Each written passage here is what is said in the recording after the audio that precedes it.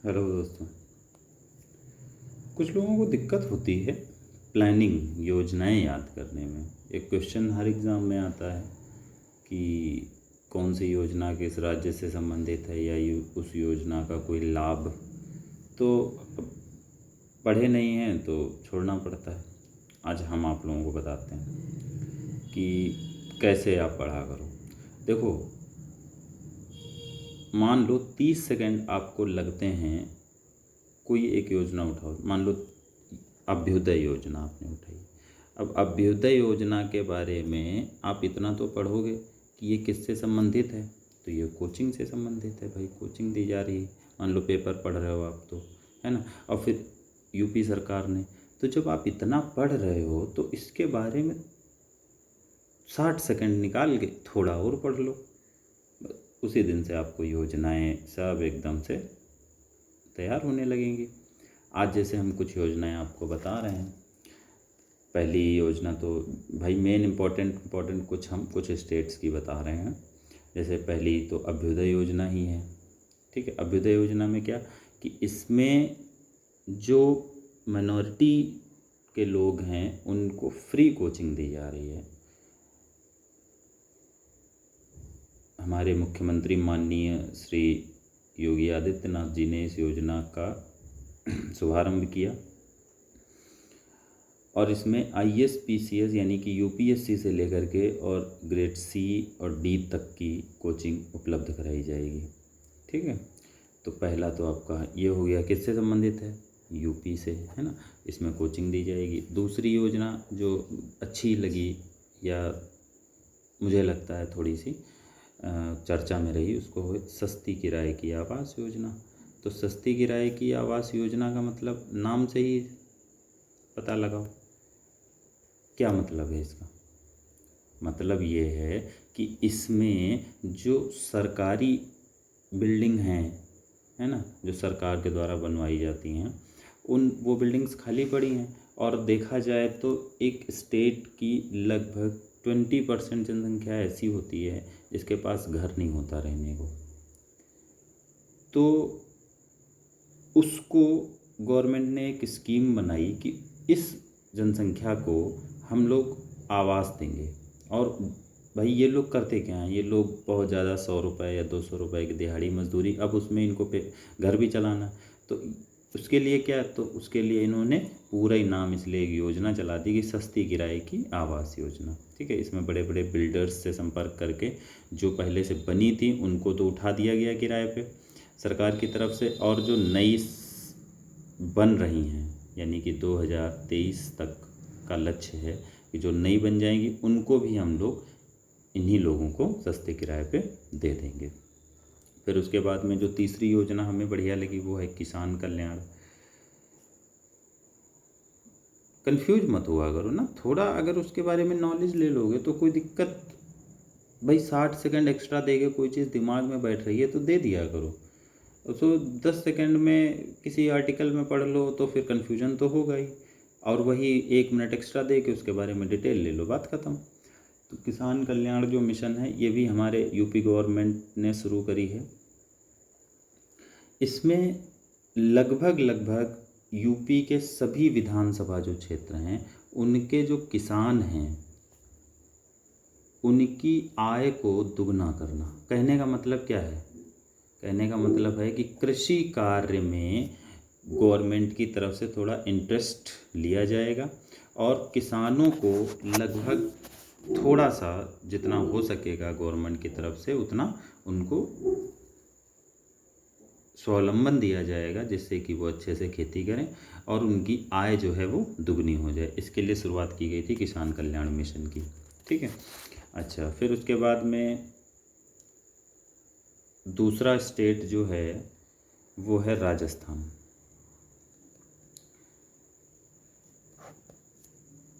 आज की डेट में एक चीज़ आपको बता दें कि राजस्थान एक उभरता हुआ, केरल के बाद दूसरा उभरता हुआ स्टेट मुझे लगता है बन रहा है धीरे धीरे, क्योंकि वहाँ की जो साक्षरता या वहाँ की जो जितनी सारी चीज़ें हैं, मैं कौन कौन सी चीज़ बताऊँ, मुझे बड़ी अच्छी लगती है।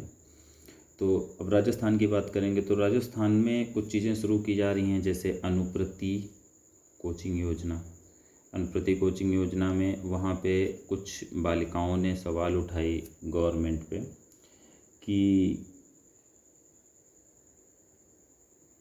हमें पढ़ाई करनी है या हमारे घर वाले हमको पढ़ाई नहीं करने देते, तो उसके लिए गवर्नमेंट ने जो माइनॉरिटी क्लास की हैं यानी SC ST उनके लिए एक कोचिंग शुरू करी है, एक योजना शुरू की। और उस योजना में जो एडमिशन होगा वो 10वीं और 12वीं के अंकों के आधार पर होगा, ठीक। और इसमें लगभग 51% लड़कियों की भागीदारी होगी और 49% बॉयज़ की भागीदारी होगी। और किसके लिए है? माइनॉरिटी के लिए है, ठीक है। उसके बाद में यहाँ पे भी अब देखो कई ऐसा होता है, एक चीज़ याद रखो, जैसे हम लोगों में दोस्तों में एक दूसरे से कंपटीशन होता है, ऐसे स्टेट का भी एक दूसरे से कंपटीशन ही होता है, ठीक है। तो जो जैसे वहाँ अब यूपी में शुरू की गई या इस तरीके हम करें, चलो मान लो राजस्थान में शुरू हुई तो उसी की देखा देखी उसी प्रकार की एक योजना यूपी में भी, बस नाम बदल दिया गया, ठीक है। अच्छा, दूसरी योजना जैसे अपने यहाँ शुरू की गई थी किसान कल्याण मिशन, ऐसे यहाँ पे शुरू की गई मुख्यमंत्री किसान मित्र ऊर्जा योजना, किसान मित्र ऊर्जा योजना। तो अब किसान मित्र ऊर्जा योजना में क्या है कि इनको भाई यहाँ पे क्या था, किसान कल्याण मिशन में ये भी है, मत बोलना, यहाँ पे जो यहाँ पे दिया जा रहा है वो यहाँ पे भी दिया जा रहा है। यहाँ पे क्या है, यहाँ पे 1000 रुपये की सब्सिडी दी जाएगी, किसको? जिनके नलकूप हैं विद्युत चालित। सब्सिडी का मतलब बिल जमा कराओ फिर 1000 रुपये वापस, है ना। तो इससे क्या होगा भाई, ये भी एक तरीके का स्वावलंबन ही तो है सरकार की तरफ से, है ना। ज़्यादा सिंचाई करो, ज़्यादा फसलें उगाओ, तो इससे क्या होगा, तुम्हारी आय जो होगी वो दुगनी हो जाएगी, है ना। फिर उसके बाद में तीसरी योजना जो बेस्ट लगी वो है इंदिरा गांधी मातृत्व पोषण योजना। देखो आर्टिकल याद कर लो बस, इंदिरा गांधी, राजीव गांधी, इनसे सबसे कन्फ्यूज मत, मेन चीज़ होती आर्टिकल याद कर लो। आर्टिकल याद कर लोगे तो 4 ऑप्शन तुम्हारे सामने हैं, उसमें से नेगलेक्ट भी तो कर सकते हो कुछ। अगर एक चीज़ भी तुम्हारी क्लियर होगी, नाम से कन्फ्यूज मत हो, स्टेट से कन्फ्यूज मत हो, हम करें इसके बारे में हमें पता होगा तो 3 चीज़ हम डिफ़र कर देंगे तो हमारा आंसर आ जाएगा। इसमें क्या होता है, इसमें भाई नाम से आप देखो, मातृत्व पोषण का मतलब कहीं ना कहीं मातृत्व माता के पोषण का से रिलेटेड होगा, है ना। तो इसमें क्या होता है, इसमें जो गर्भवती महिलाएं हैं या जो स्तनपान कराने वाली महिलाएं हैं उनके पोषण स्तर को सुधारना। मैंने 2 तरीके की महिलाएं बताई, एक तो प्रेग्नेंट है और दूसरा जिनकी गोद में बच्चा है, स्तनपान कराती हैं, उनके पोषण स्तर में सुधार। तथा इन लोगों को जब दूसरा बच्चा होगा उसके जन्म पर 6000 रुपये सरकार देगी 5 किस्तों में। चलो ये सब ना भी याद रखो, मेन चीज़ होता है क्या, 6000 रुपये देगी और किससे रिलेटेड है, तो प्रेग्नेंट वुमेन और स्तनपान कराने वाली महिलाएं, ठीक है। उसके बाद में नेक्स्ट योजना जो है वो वात्सल्य योजना। ये तो लगभग हर जगह चली, हर स्टेट में ये योजना चली, बस नाम अलग अलग है। इसमें जो कोविड-19 इतनी बड़ी पैंडमिक आई, उसमें कई सारे बच्चे ऐसे हैं जिनके माँ बाप नहीं रहे, उनको गवर्नमेंट ने ले लिया गोद ले करके और उनको पढ़ाने लिखाने और उनकी मतलब हर चीज़ का खाना पीना सब खर्चा गवर्नमेंट उठाएगी। इसका नाम होता है वात्सल्य। वात्सल्य का हिंदी मीनिंग होता है प्यार। तो चीज़ें देखो समझना पड़ता है, बिना समझे नहीं बन पाएगा काम। अब वात्सल्य से, ठीक है, मातृत्व पोषण से, है ना, किसान कहीं पे आ जाए तो समझ लो कृषि कार्य से, है ना, आवास कहीं पे आ जाए तो समझ लो कि आवास योजना रहने वहने के मामले से होगी। उसके बाद में समर्थ योजना एक और भी अच्छी योजना है राजस्थान गवर्नमेंट की। उसमें क्या है, जो बच्चे अनाथ आश्रम में होते हैं, देखो फ़र्क है, एक वो बच्चे जो कोविड-19 की वजह से अनाथ हुए हैं उनको गवर्नमेंट जो सहारा देगी वो वात्सल्य योजना के तहत, और एक जो बच्चे पहले से ही हैं अनाथालय में उनको आत्मनिर्भर बनाया जाएगा। देखो ये शब्द मोदी जी के मुंह से निकलने के बाद में बड़ा फेमस हो गया। इनको आत्मनिर्भर बनाया जाएगा। समर्थ का मतलब क्या होता है? समर्थ का मतलब होता है अपने पैरों पे खड़ा हुआ, है ना। तो मेन चीज समर्थ से समर्थ मतलब निकाल लो। अब इतनी सारी चीज़ें जब होंगी तो कहीं भी कोई भी क्वेश्चन आ जाएगा, आराम से कर लोगे। तो जो समर्थ और वात्सल्य में मैंने आपको डिफरेंस भी, वात्सल्य का मतलब जो बच्चों से उनकी माँ ख़त्म हो गई है या पिताजी को के चपेट में आ गए, तो उनको वात्सल्य सरकार देगी अपनी तरफ से।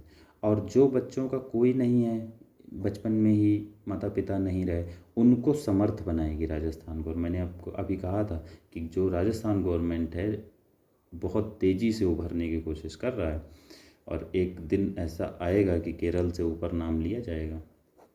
वहाँ की तो बस थोड़ा बहुत जलवायु की वजह से वो नहीं, और बाकी अगर उस पर छोड़ दिया जाए तो बाकी वहाँ सब, क्योंकि वहाँ पे लोग अब जागरूक हो रहे हैं धीरे धीरे। तो ठीक है, अब आज 2 स्टेट का बताया है, लगभग 8 योजनाएं आपको बताई हैं। अगर आपको समझ आए और पढ़नी हो तो बताना, कल फिर और बताएंगे 2 स्टेट्स की। तब तक के लिए बेस्ट विशेस।